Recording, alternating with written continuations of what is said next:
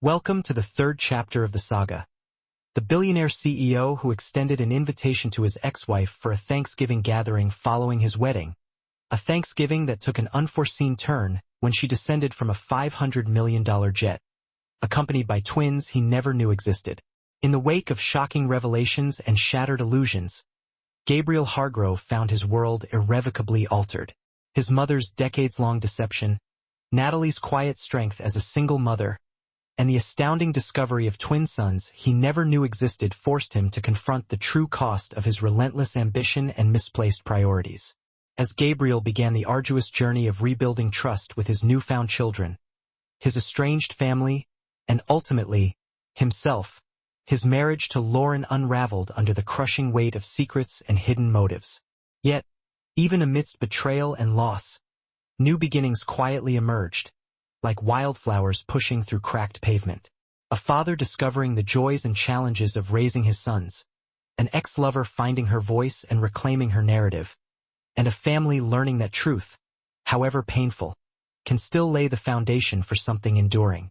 Meanwhile, across the glittering expanse of Manhattan, Lauren Preston Hargrove boarded a private jet bound for the romantic allure of Paris, a diamond ring conspicuously absent from her left hand, a glaring symbol of her shattered union.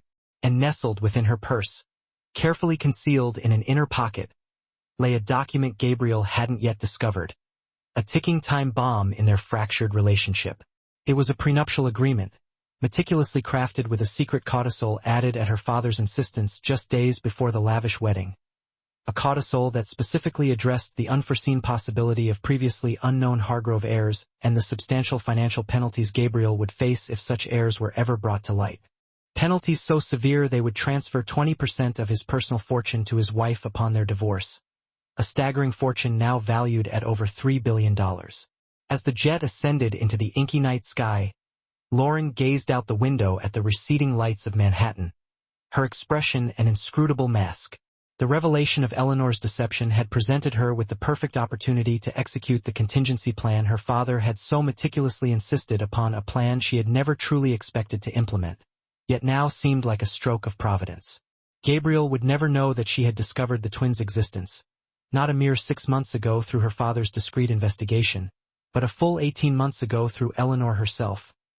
That their entire courtship had proceeded with Lauren fully aware of the secret children waiting in the wings. That the prenuptial agreement she had reluctantly signed contained her own carefully constructed insurance policy against exactly this scenario. Some secrets, Lauren reflected as the city disappeared beneath the clouds, were worth keeping just a little longer, their value immeasurable in the game she was now playing. 3 months passed with the speed of light and the weight of eternity. Winter descended upon New York, transforming Central Park into a snow-dusted wonderland that captivated the twins during their weekend visits with Gabriel. Their relationship with their father blossomed with each passing day, the initial awkwardness giving way to genuine connection as Gabriel discovered the unique personalities that lay beneath their identical faces.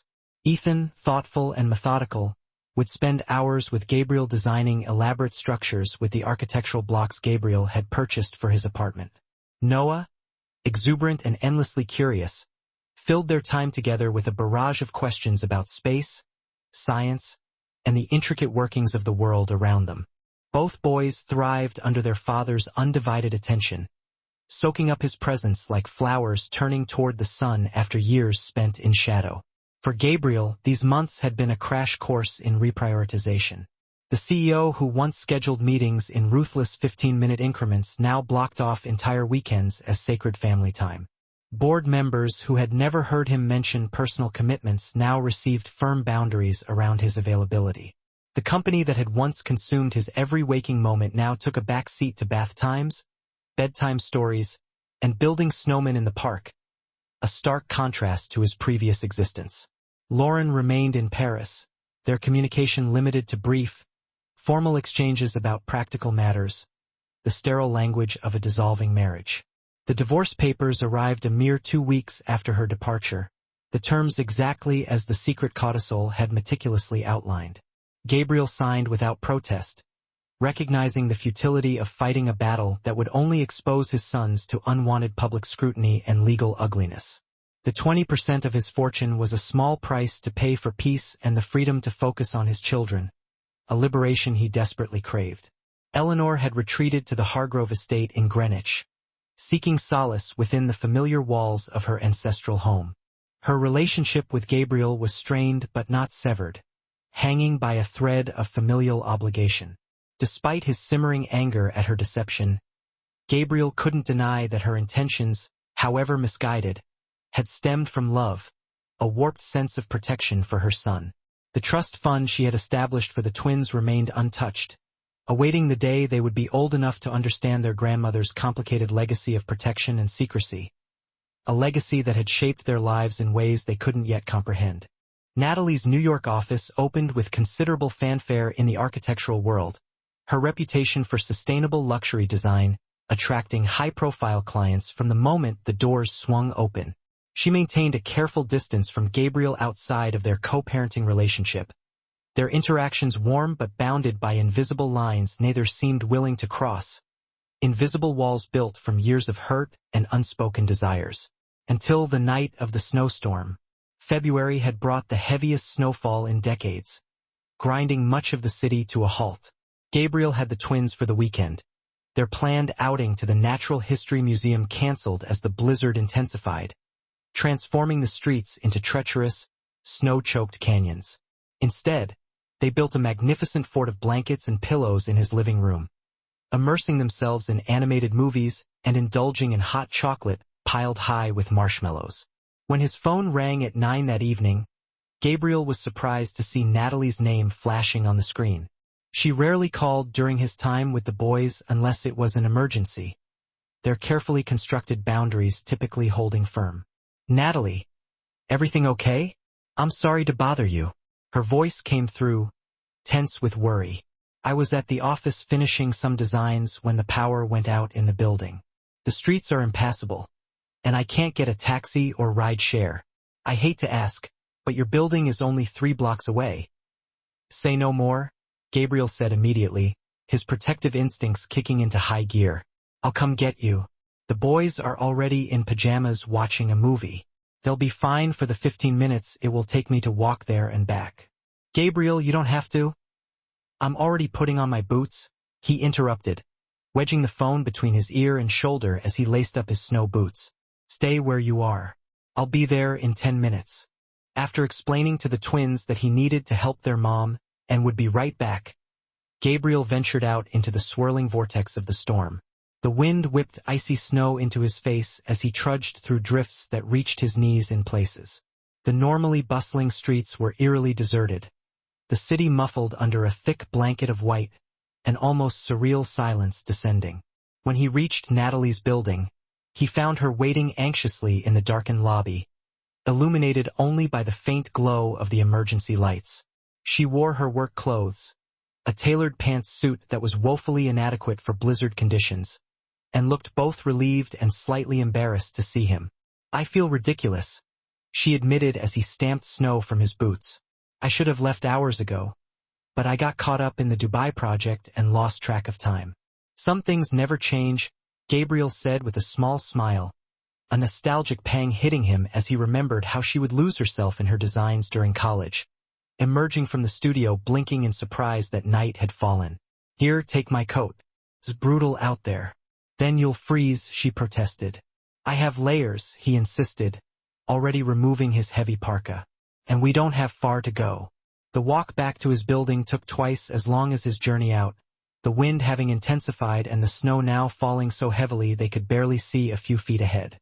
They arrived at his penthouse apartment shivering and snow-covered, greeted by twin exclamations of surprise. "Mom, what are you doing here?" Noah asked, bouncing up from the blanket fort, his eyes wide with curiosity. "The storm trapped me at work," Natalie explained, removing Gabriel's coat and hanging it carefully by the door.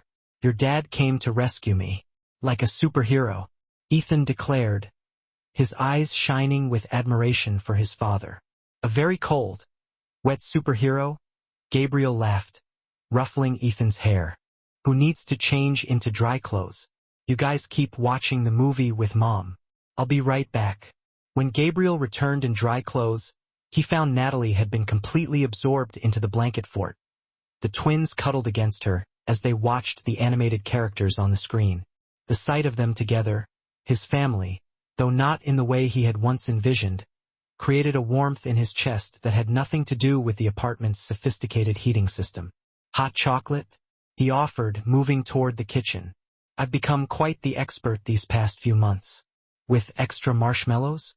Natalie asked with a smile that transported him back to their carefree college days. "Is there any other way?"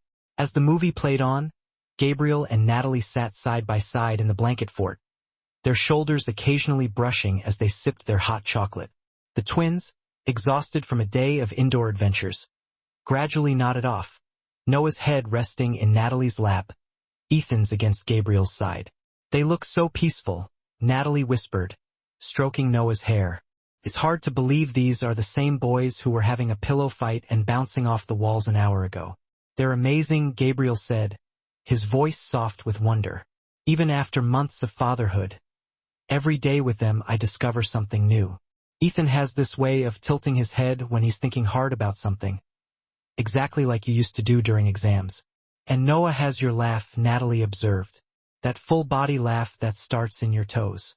I hear it and I'm transported back to that coffee shop near campus where you nearly fell out of your chair when I told that terrible joke about the architect and the contractor." They shared a smile at the memory, the years between them momentarily compressed by shared history and the physical evidence of their connection sleeping peacefully between them. "I never thank you properly," Gabriel said after a moment, "for raising them so well, for being both parents when I wasn't there, for bringing them into my life despite everything." "You've thanked me several times," Natalie reminded him gently. "Not enough," he insisted. "Never enough.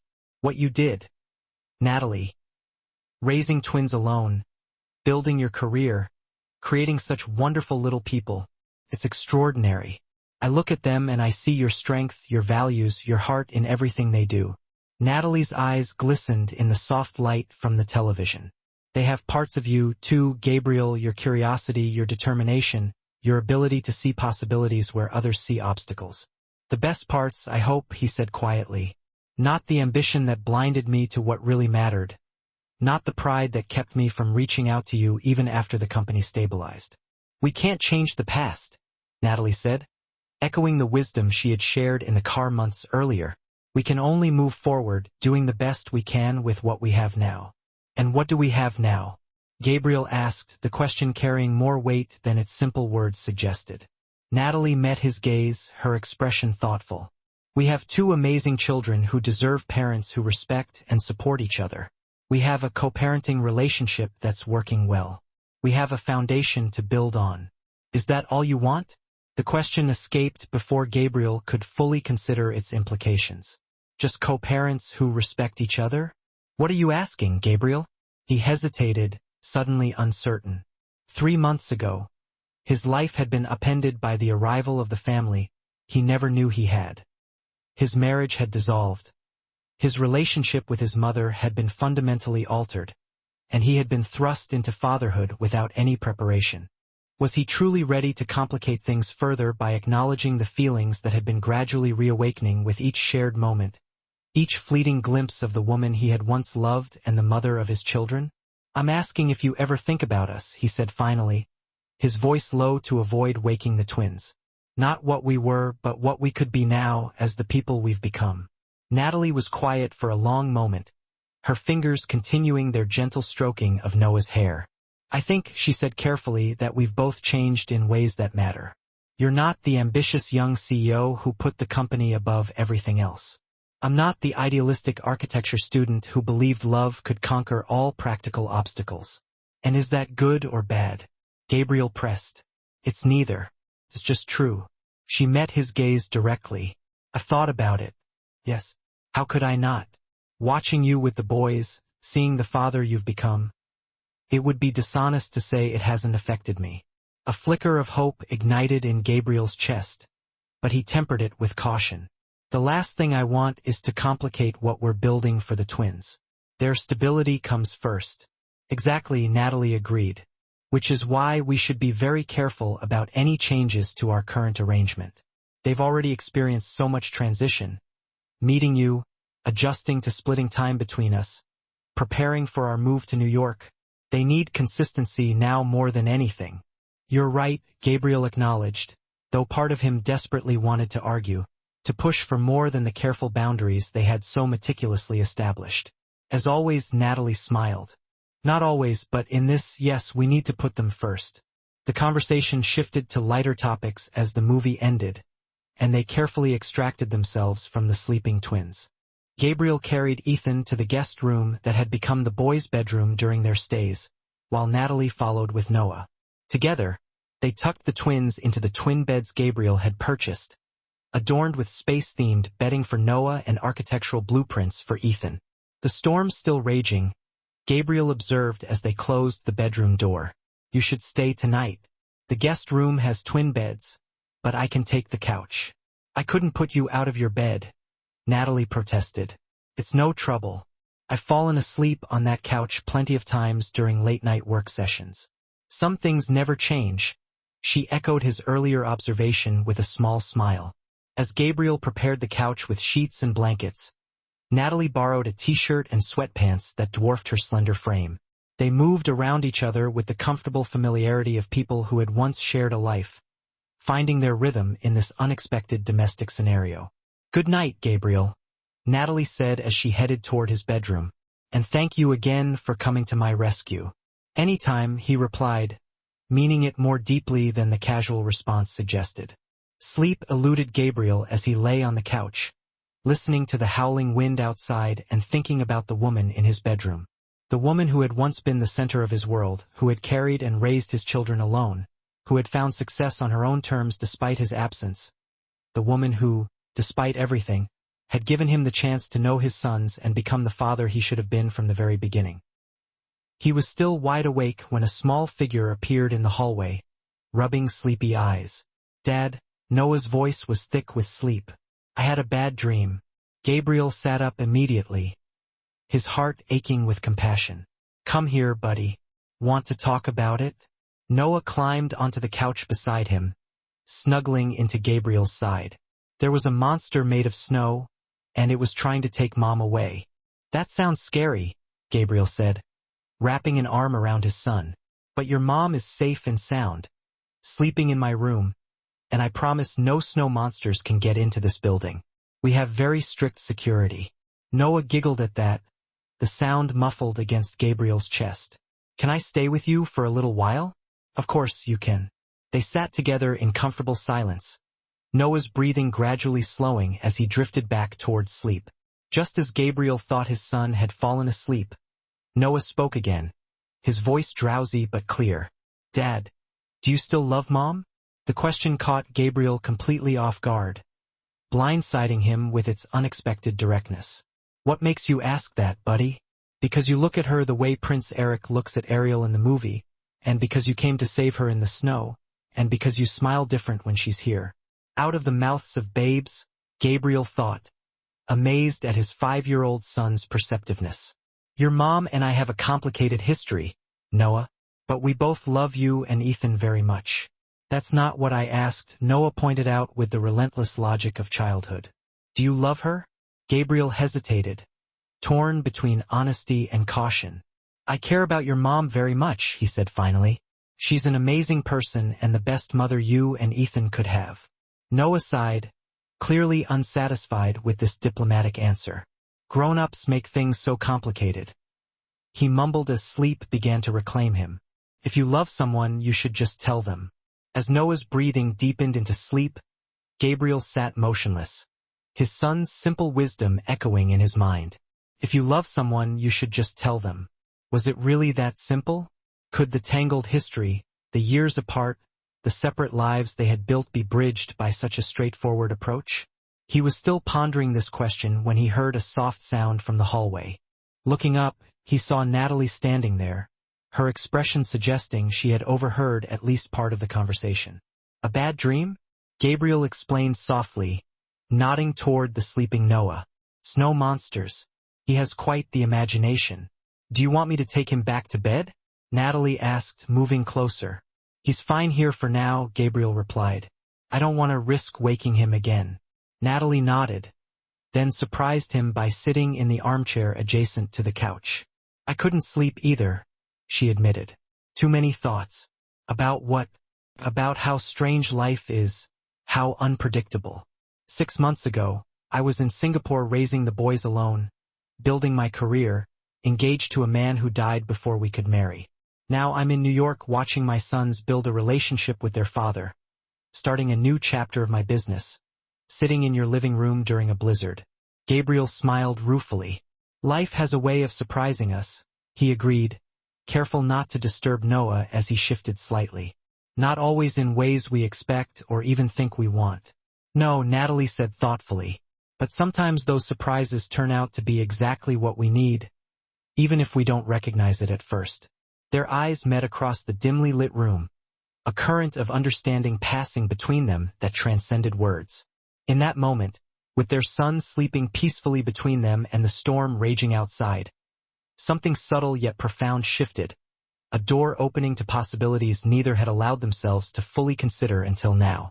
Noah asked if I still love you, Gabriel said quietly, deciding that his son's approach of simple honesty might be the wisest path after all. Natalie's breath caught visibly. What did you tell him? I gave him a diplomatic answer about caring for you and admiring you as a mother. Gabriel's gaze remained steady on hers. He wasn't impressed. He told me grown-ups make things too complicated. A small smile touched Natalie's lips. He's not wrong. No, Gabriel agreed. He's not. Silence fell between them, heavy with unspoken words and burgeoning possibilities. Outside, the wind howled against the windows, the snow continuing to blanket the city in white isolation. Inside, the warmth of the apartment cocooned them in a moment that felt somehow separate from the world and its complications. What would you have said? Natalie asked finally, her voice barely above a whisper. If you weren't being diplomatic? Gabriel took a deep breath, Noah's small weight against his side, giving him an unexpected surge of courage. I would have said that I never stopped loving you, that I buried those feelings under work and ambition and eventually a marriage that looked good on paper but never touched the parts of me that you did. That seeing you with our sons these past months has only deepened those feelings into something new. Not just the memory of what we had, but admiration for who you've become. Natalie's eyes glistened in the dim light. Gabriel, you don't have to say anything, he added quickly. I'm not expecting anything. I know we have the boys to consider and your career and all the practical realities that come with our situation. I wanted to answer Noah's question honestly, even if he's not awake to hear it. The practical realities, Natalie repeated softly. Always the practical realities. Isn't that what separated us in the first place? Gabriel asked. My father's company failing. The pressure from the board. The practical reality that I couldn't be the partner you deserved while fighting those battles. That's what you said, Natalie acknowledged. But I always wondered if there was more to it, if you used those practical realities as a shield against the vulnerability of what we had, if it was easier to focus on saving the company than on the terrifying prospect of building a life with someone who saw all of you, not just the brilliant, confident CEO, but the scared young man underneath who wasn't sure he could live up to his father's legacy. Her insight, as always, cut straight to truths Gabriel had barely acknowledged to himself. You always could see right through me, he said with a rueful smile, even when I didn't want you to. It works both ways, Natalie replied. You saw parts of me no one else did. The ambition beneath my idealism. The steel beneath the softness. You pushed me to be better, to think bigger, even when I resisted. We made each other better, Gabriel said quietly. At least you made me better. I'm not sure what I gave you besides heartbreak and twin boys with my unfortunate cowlick. Natalie laughed softly, the sound warming the space between them. Don't underestimate yourself. You gave me confidence when I doubted my talent. You gave me perspective when I got lost in details. And yes, you gave me Ethan and Noah, who were the greatest gifts of my life, cowlick and all. Noah stirred slightly at the sound of his name, then settled back into sleep, his small hand clutching Gabriel's shirt. They both watched him for a moment, this physical manifestation of their connection, this bridge between past and present. What are you thinking? Gabriel asked when Natalie remained silent. I'm thinking about what Noah said. She admitted about grown-ups making things complicated. And I'm wondering if he's right, if we're overthinking this, Natalie clarified, meeting his gaze directly. The possibility of us in whatever form that might take. Hope flickered in Gabriel's chest, stronger now, emboldened by her words. And what form might that take in your mind? I don't know exactly, she said honestly. But I know that when I see you with the boys, when I watch you prioritize them over work, when I see the father you've become, it makes me wonder what might be possible now that wasn't before. I'm not the same man who left you, Gabriel said, needing her to understand how fundamentally he had changed. The company is still important, but it's not everything. It's not even the most important thing anymore. The boys are, and he hesitated, then finished. And you, if you'll let me show you. Natalie was quiet for a long moment, her expression thoughtful. I think, she said finally, that we owe it to ourselves and to the boys to explore this carefully, not rushing, not making promises we can't keep, but being open to the possibility that sometimes life gives second chances for a reason. I'd like that, Gabriel said, his voice rough with emotion, very much. But, Natalie added, holding up a cautioning hand, we need to be absolutely certain this is what we both want. The boys are finally settling into a routine with both of us in their lives. If we try this and it doesn't work, the fallout. It wouldn't just affect us. Natalie, Gabriel reassured her, his voice laced with a deep understanding. We'll take it slow, one step, one day at a time. Just like we promised. Natalie offered a small, tired smile, echoing their shared mantra. A beacon of hope in the dim room. As if summoned by a silent cue, Noah stirred again, his eyelids fluttering open like a newborn bird. Is it morning already? He mumbled sleepily, his voice thick with the residue of dreams. Not yet, sweetheart. Natalie replied softly, rising from the armchair to kneel beside the couch. The low light painted gentle shadows on her face, highlighting the concern etched around her eyes. It's still the middle of the night, my love. Mom? Noah's brow furrowed with confusion as his gaze shifted, taking in the sight of both his parents in the living room. Did you have a bad dream, too? No, sweetie, she explained, her fingers gently smoothing his tousled hair. The simple gesture spoke volumes, a silent promise of comfort and security. I just couldn't sleep with all the wind howling outside. Should we get you back to bed with Ethan? Noah shook his head, his small body instinctively burrowing closer to Gabriel. I want to stay with Dad. How about we all stay here? Gabriel's eyes met Natalie's, a silent question passing between them. A faint smile played on his lips as he suggested. The couch pulls out into a bed. Plenty of room for a family snow camping adventure. Snow camping? The words sparked a flicker of excitement in Noah's sleepy eyes. Can we, Mom, please? Please, please, please? Natalie hesitated for only a moment, the weight of their current situation momentarily overshadowing her. But the hopeful glimmer in her son's eyes was irresistible. Why not? She conceded, a soft smile gracing her lips. It's not like any of us are going anywhere in this storm. Together, they worked as a team, transforming the living room into a makeshift campsite. Gabriel disappeared briefly, returning with extra blankets and pillows, their soft texture promising warmth and comfort. Natalie, meanwhile, helped the still drowsy Noah arrange his preferred sleeping spot, creating a cozy nest of blankets and stuffed animals. Just then, Ethan wandered out, awakened by the sounds of activity. He rubbed his eyes sleepily, his face lighting up with sleepy enthusiasm as he realized what was happening. He immediately joined the impromptu slumber party, clambering onto the pull-out bed with a joyful giggle. As they settled in, the twins nestled between them, a buffer of pure, unadulterated innocence, separating the adults who had cautiously opened the door to new possibilities. Gabriel caught Natalie's gaze over their sons' heads, a silent conversation passing between them. Thank you, he mouthed silently, his heart overflowing with gratitude. She smiled in response, a genuine smile that reached her eyes and transported him back to their first days together, before complications and practical realities had built walls between them. In that smile, he saw not just the past they had shared, but the future they might build. Not a return to what was, but something new, something stronger, forged through separation and growth, and the unbreakable bond of the two boys sleeping peacefully between them. Outside, the storm continued to rage, a tempest of wind and snow lashing against the windows. But inside, a different kind of storm had calmed, the turbulence of uncertainty giving way to the quiet possibility of second chances, of love rediscovered.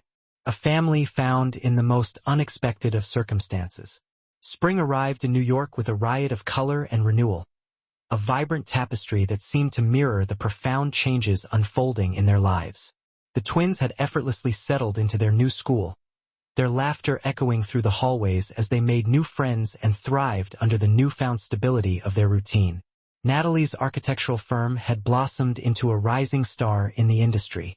Her innovative, sustainable designs attracted a discerning clientele who shared her vision of luxury intertwined with responsibility.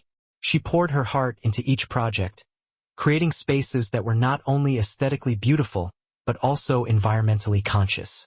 Gabriel had restructured Hardrove Industries, fostering a more collaborative leadership approach and delegating responsibilities that once would have kept him chained to his desk around the clock.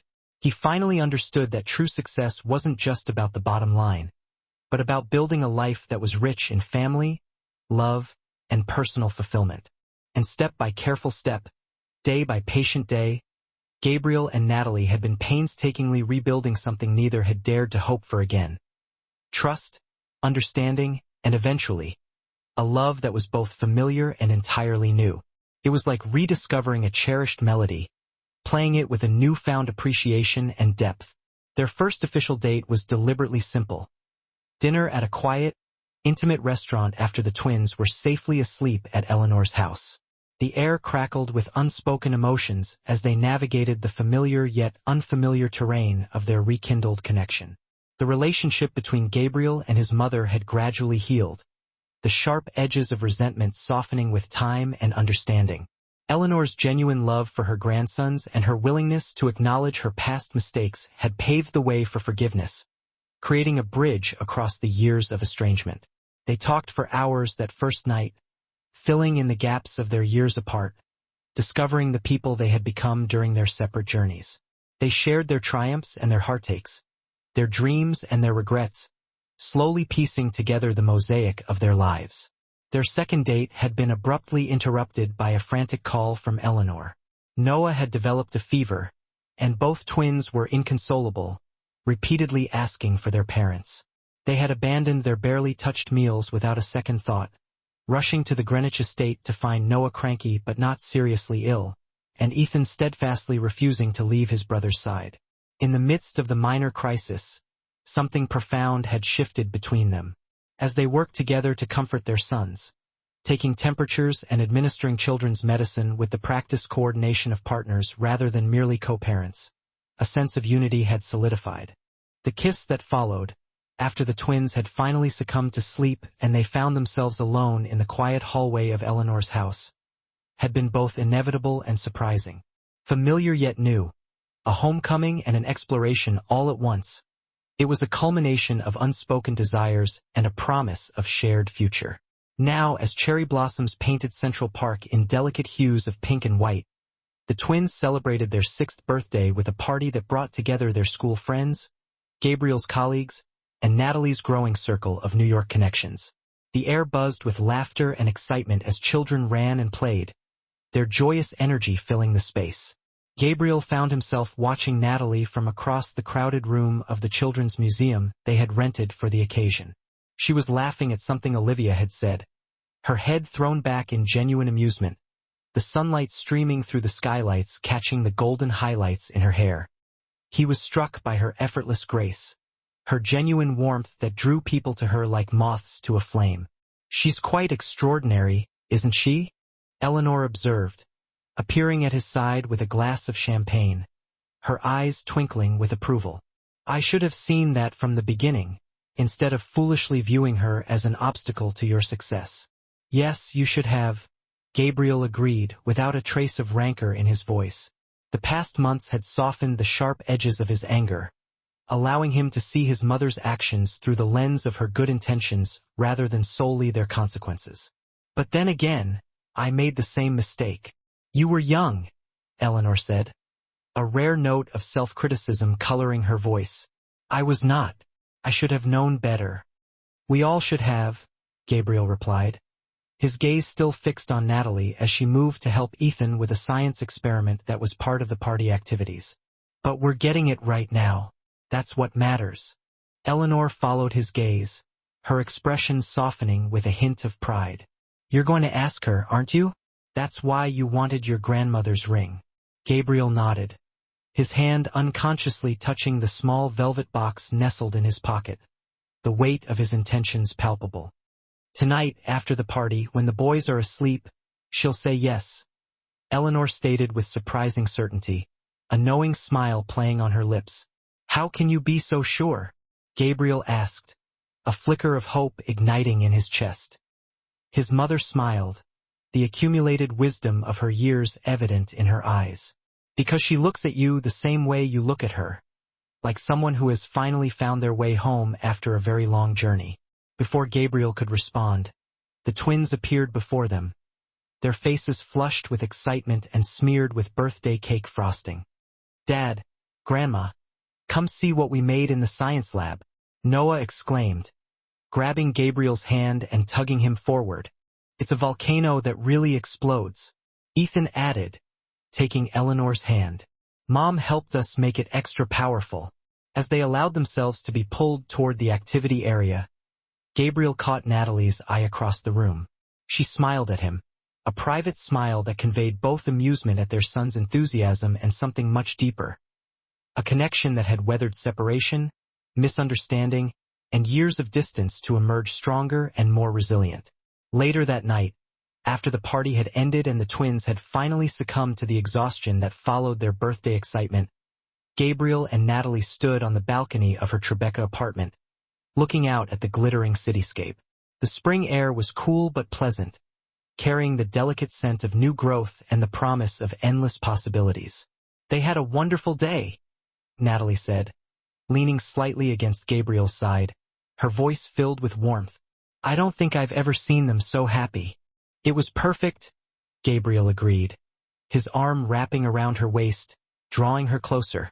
Though I'm not entirely sure the museum staff appreciated the extra powerful volcano eruption. Natalie laughed, the melodious sound never failing to warm him from the inside out. They should be grateful we contained it to one table. Noah wanted to create a chain reaction with all the volcanoes. That's our son, Gabriel said with pride rather than exasperation. Always thinking bigger. I wonder where he gets that from? Natalie teased, turning to face him, her eyes sparkling with mischief. Certainly not from his methodical, detail-oriented mother. Gabriel returned her smile, gently tucking a strand of hair behind her ear. The gesture was simple but intimate, one of the many small touches they had rediscovered in the months since the snowstorm had brought them together in unexpected domesticity. Each touch, each shared glance, each moment of partnership in raising their sons had been another stitch in the intricate fabric of the relationship they were carefully rebuilding. Natalie, Gabriel began, his heart suddenly racing with anticipation. There's something I want to ask you. She must have sensed the subtle shift in his tone, because her expression grew serious, her eyes searching his with a mixture of hope and apprehension. What is it? Gabriel took both her hands in his, gathering his courage and drawing strength from her presence. 6 years ago, I made the biggest mistake of my life when I let you go. I told myself it was for your benefit, that I couldn't give you what you deserved while fighting to save my father's company. But the truth is, I was scared. He paused, taking a deep breath to steady his voice. Scared of failing, scared of not being enough, scared of the vulnerability that comes with loving someone completely. Natalie's hands tightened around his, her touch a silent encouragement. But she remained silent, allowing him to continue, her eyes reflecting the pain and the hope that intertwined within their shared history. When you came back into my life with our sons, I thought it was a second chance to be a father, to know these amazing boys you created and raised. What I didn't expect was that it would also be a second chance to know you again. Not as the girl I loved in college, but as the remarkable woman you've become. Strong, successful, compassionate, and still able to see through all my defenses to the truth underneath. Gabriel released one of her hands to reach into his pocket, carefully withdrawing the small velvet box that had been burning a hole there all day. Natalie's eyes widened as he opened it, revealing his grandmother's ring. A vintage emerald surrounded by a halo of sparkling diamonds, elegant and unique, just like the woman before him. "I'm not asking you to go back to what we were," he continued, his voice rough with emotion. "I'm asking you to go forward with me, to build something new together. A family, a partnership, a life that honors who we've become individually and who we could be together. Natalie Chun, will you marry me?" Tears glistened in Natalie's eyes, catching the city lights like tiny diamonds, their brilliance mirroring the love that shone from within. For a heart-stopping moment, she was silent, and Gabriel felt a flicker of fear that he had misread the signals, moved too quickly, asked for more than she was ready to give. Then she smiled, a radiant smile that chased away all doubt and illuminated her face with pure joy. "Yes," she said simply, her voice filled with emotion. "Yes, Gabriel Hardrove, I will marry you." As he slipped the ring onto her finger, a perfect fit as if it had been waiting all these years for this very moment, Gabriel felt a sense of completion that had eluded him even at the height of his professional success. This was what truly mattered. This woman, their son sleeping peacefully inside, the family they would build together, not as a return to the past, but as a new beginning crafted from the wisdom of their separate journeys. When he kissed her, it was a promise of presence, of partnership, of priorities firmly in place. And when she kissed him back, it was an acceptance of his flaws, his growth, and his love, offered without the reservations or conditions that had once separated them. Inside the apartment, unnoticed by the newly engaged couple, two small figures watched from the hallway, identical grins spreading across their faces. "It worked," Noah whispered triumphantly to his brother. "Our plan worked. I told you it would," Ethan whispered back with satisfaction, his eyes gleaming with mischief. "Dad just needed a little help remembering that he loves Mom, and Mom needed to stop being so careful all the time." "Exactly," Noah added wisely, nodding his head with the gravity of a seasoned matchmaker. "It was a team effort. Should we tell them we're awake?" Ethan asked, watching their parents embrace on the balcony, their silhouettes framed against the backdrop of the city lights. Noah considered this for a moment, his brow furrowed in concentration. Then he shook his head decisively. "Nah, let's let them have their moment. We can tell them tomorrow that we want to be the ring bearers at the wedding." As the twins crept back to their bedroom, giggling quietly at their successful matchmaking, Gabriel and Natalie remained on the balcony, wrapped in each other's arms, the city lights bearing witness to their reunion. Not a return to what was lost, but a discovery of something even better. A love tempered by separation, strengthened by growth, and made unbreakable by the two remarkable boys who had brought them back together. In the end, it wasn't the billion-dollar company or the architectural accolades that defined their success.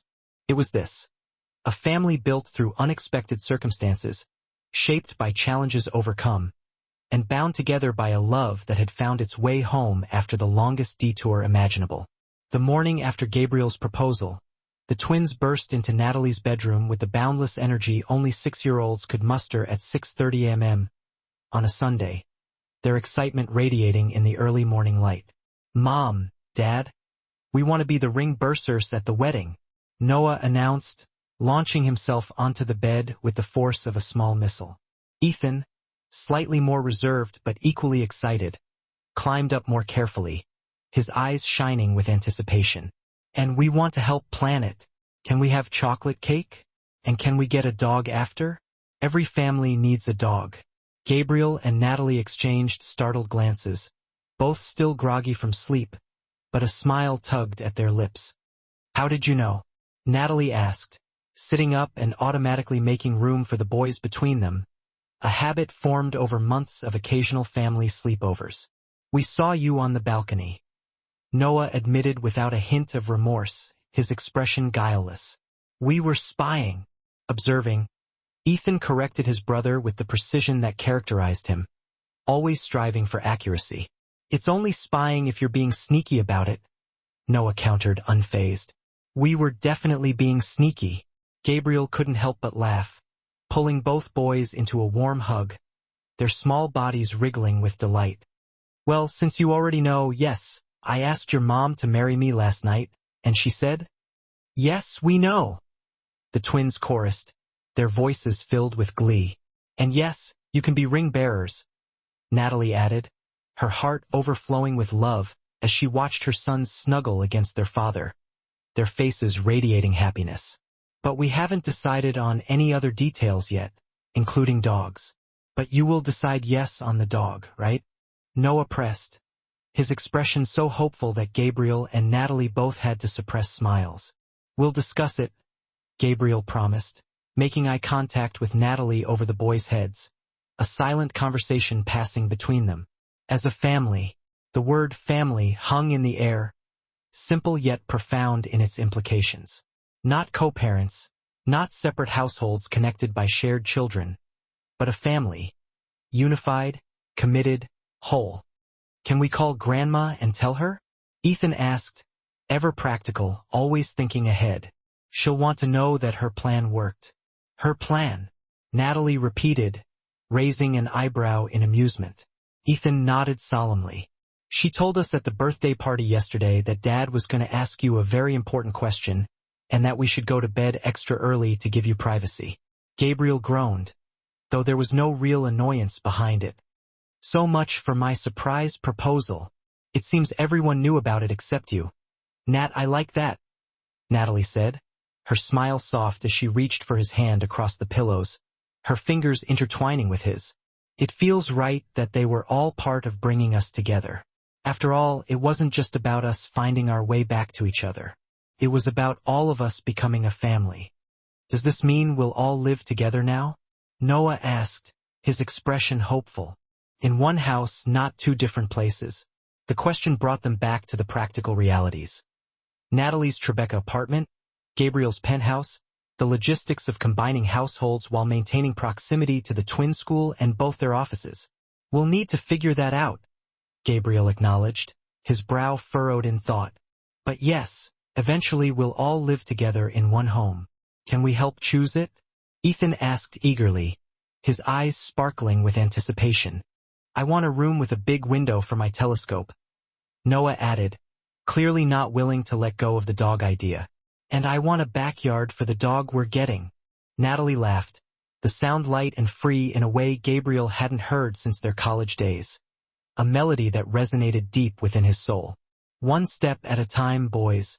First, let's have breakfast and call Grandma. Then we can start making lists of what our perfect family home might include. As the twins raced off to get dressed, already debating the merits of various dog breeds, Gabriel pulled Natalie into his arms, holding her close. Are you sure about this? He asked quietly, his voice filled with a mixture of love and trepidation. It's all happening rather quickly. Is it? Natalie countered, her fingers tracing the line of his jaw, her touch sending shivers down his spine. Or has it been 6 years in the making? 6 years of growing into the people who could make this work, who could put family first, who could balance ambition with love. Gabriel considered this perspective, seeing the wisdom in her words. When you put it that way, we've actually taken the scenic route to get here. The very scenic route, Natalie agreed with a smile, her eyes sparkling with affection. But maybe that's what we needed. Time to become the right people for each other, not just the people who fell in love in college. The right people, Gabriel repeated, liking the sound of it. I think you're right. I wasn't ready to be the man you deserved back then. I needed to learn some hard lessons first. And I needed to find my strength, Natalie added, her voice filled with conviction. To build my career on my own terms, to raise our sons with confidence, to know that I could stand on my own so that choosing to stand with you would be just that. A choice, not a necessity. Gabriel kissed her then, a gentle kiss filled with promise and understanding, a silent vow to cherish and support her always. I love the woman you've become, Natalie Chun, and I can't wait to spend the rest of my life discovering all the ways you'll continue to evolve and amaze me. Same, she whispered against his lips, her breath warm and sweet. Though I'm pretty sure our evolution will be heavily influenced by two very determined 6-year-olds in their campaign for a family dog. As if on cue, the twins reappeared in the doorway, dressed in mismatched clothes they'd clearly selected themselves, their faces eager and impatient. "We're ready for breakfast," Noah announced, his eyes shining with excitement. "And we've decided on a Labrador. They're good family dogs, and they can learn lots of tricks." "We've been researching," Ethan added, his voice filled with pride. "Seriously, on the iPad. They live about 12 to 14 years, so we'd have it all through growing up."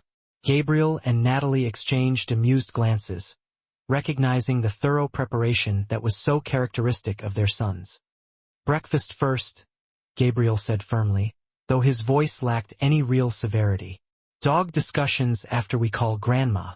As they moved to the kitchen, working together with the easy coordination of a family who had finally found their rhythm, Gabriel felt a sense of rightness that transcended the complications of their past. This was where he belonged. Not in a boardroom making billion-dollar decisions, but here in this sunlit kitchen, helping his sons pour cereal while stealing glances at the woman who had given him a second chance at what truly mattered. Later, as they FaceTimed with Eleanor to share their news, though, as the twins had revealed, she was hardly surprised, Gabriel watched Natalie's animated expression as she showed off the ring and laughed at his mother's immediate questions about wedding dates and venues. The emerald caught the morning light, sending prisms of color dancing across the ceiling, much to the twins' delight, who squealed with excitement as the rainbows flickered around the room.